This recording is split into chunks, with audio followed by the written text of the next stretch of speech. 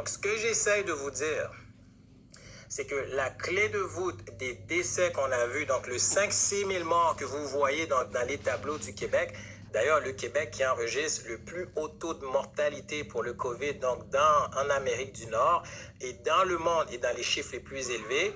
Donc, ce nombre de décès-là, c'est là où se trouve l'équation du coronavirus pour le Québec.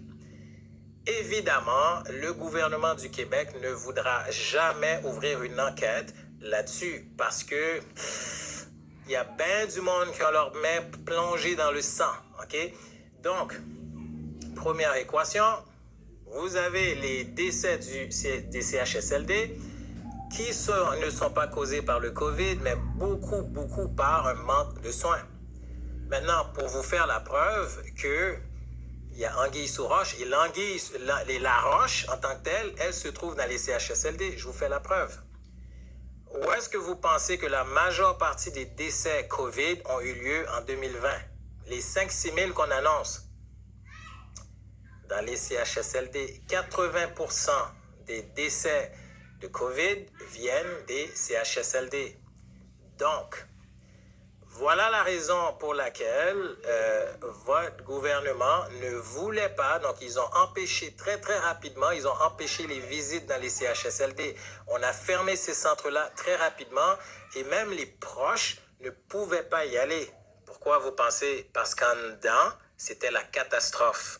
Il n'y avait pas de main-d'œuvre, il n'y avait personne. Certains étages étaient vides de main-d'œuvre, alors que vous aviez des aînés, des gens qui avaient besoin de soins et on ne pouvait pas vous laisser voir tout ça. Voici donc la clé du coronavirus au Québec. Maintenant, je reviens à M. Ouellet, le policier qui a dénoncé, donc qui a eu le courage de se pointer devant les caméras et dire moi, je vais arrêter cette mascarade et je suis tanné de mentir sur cette situation de coronavirus. Et il a tout dévoilé. Donc, il a dévoilé qu'au milieu des policiers, personne ne croit vraiment aux masques. Hein. Donc, le public, là, vous mettez des masques partout où vous allez. Vous croyez le gouvernement avec cette histoire de masque qui protège tout le monde et qu'on se protège avec le masque. Les policiers n'y croient pas et M. Ouellet donc, a confirmé le tout. C'est un policier lui-même et il a expliqué que les hôpitaux étaient vides alors que, bon, on nous dit que les hôpitaux sont bondés. Donc, il a eu le courage de dire la vérité et il a été prêt à perdre sa job pour ça. Maintenant, je ne dis pas que vous devriez être prêt à perdre votre job. C'est un choix personnel. Mais pourquoi je vous dis ça? C'est que là, vous avez des gens dans le domaine de la santé. Hein? Donc là, je suis très sérieux. Vous avez des gens dans le domaine de la santé, surtout dans les CHSLD. Vous avez vu ce que vous avez vu. Vous savez très bien que les décès qui ont eu lieu dans ces centres-là, vous savez très bien qu'il y en a une bonne part qui sont dus au fait qu'il n'y avait personne pour leur donner des médicaments, il n'y avait personne pour les nourrir, il n'y avait personne pour les hydrater et beaucoup de nos aînés sont décédés à cause de cela et non à cause du COVID. Vous le savez et depuis ce temps, vous dormez avec ça tous les soirs. Vous avez vu le cas de Maxime Ouellet. Là, ça devient sérieux. Ça veut dire que si vous êtes capable de dormir avec ce genre d'informations et vous cachez ce genre d'informations pour la province de Québec, je m'excuse, mais vous avez les mains trempées dans le sang de nos aînés. Donc ça veut dire quoi? Ça veut dire que là, on n'est plus à la rigolade. Donc, c'est le temps pour que les gens qui ont vu des choses, les gens qui ont assisté à des crimes, parce que c'est un crime, on a laissé nos aînés mourir, faute de main-d'œuvre.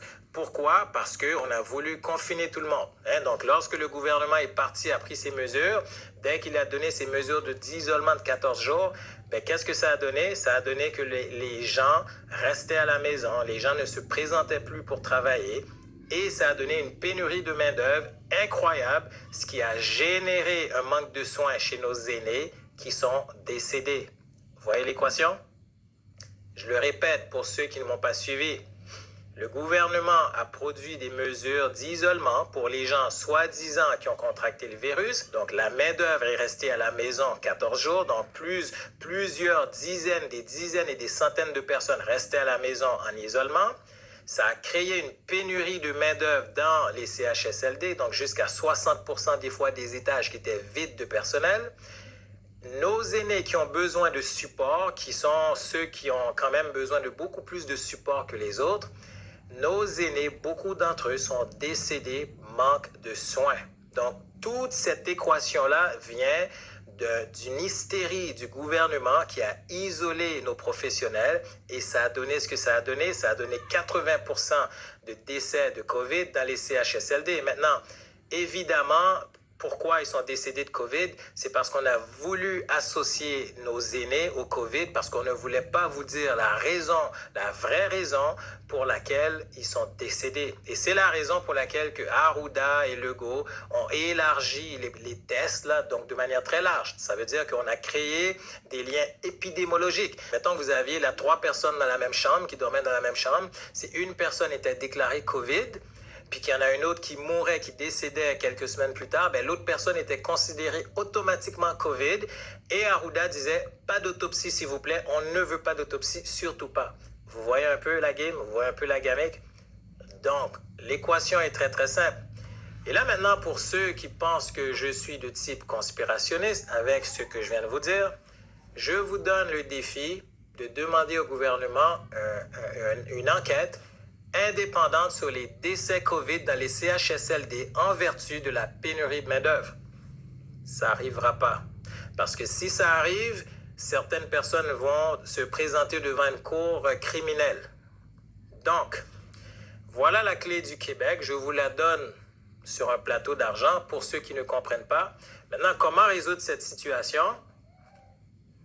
Comme Monsieur Ouimet, je m'attends à ce que certains professionnels de la santé à ce stade-ci commencent à dénoncer et à déclarer la vérité. Parce que là, à un moment donné, je sais bien qu'on veut protéger une job, mais de là à laisser nos mains trempées dans du sang, pas sûr. Pas sûr qu'au niveau de sa vie intérieure, au niveau du karma, c'est quelque chose de bon. Donc voilà ce que je vous lance comme défi à ceux qui ont assisté dans les CHSLD à ce genre de situation. Moi, je vous dirais qu'il serait peut-être temps que vous sortez. Il serait peut-être temps que vous commencez à témoigner. Vous avez plein de plateformes pour le faire. Vous avez Facebook, vous avez YouTube et vous avez une très grande facilité à juste sortir. Fait qu'il serait peut-être temps que certains commencent à témoigner. Parce que là, ça suffit. Donc, au lieu de continuer à mentir au peuple québécois, la clé de voûte du coronavirus se trouve dans les CHSLD et les décès qui ont été notés COVID-19. Donc, je pense que ce soir, je vous en ai assez dit. Et pour ceux qui ont suivi un peu depuis le début, là, vous comprenez un peu c'est quoi la gamique et qu'est-ce qui s'est vraiment passé au Québec.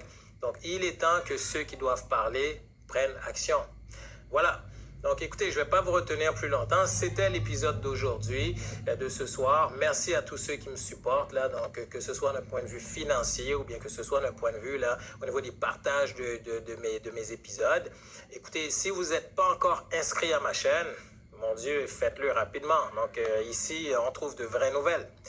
Et puis, bon, je veux vous souhaiter une merveilleuse soirée. Puis, comme d'habitude, hasta la vista.